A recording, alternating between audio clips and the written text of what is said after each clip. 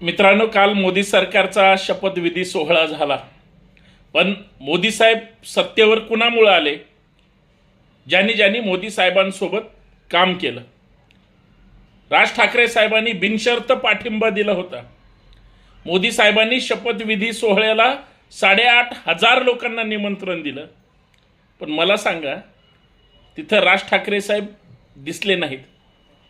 महाराष्ट्राचे एक मातब्बर नेते आहेत आणि राजकीय विरोध किंवा नेत्यांचा आदर ही तर आपल्या महाराष्ट्राची संस्कृती आहे. पण ह्या सगळ्या भाऊ गर्दीमध्ये एवढं राज ठाकरे साहेबांकडे पाठिंबा मागायला गेलेली भाजप आणि मनसेने दिलेला पाठिंबा, तरी पण भाजप त्यांना निमंत्रण देऊ शकलं नाही. खरंय, ते महाजन साहेब म्हणाले की अगोदर उंबरे झिजवायचे,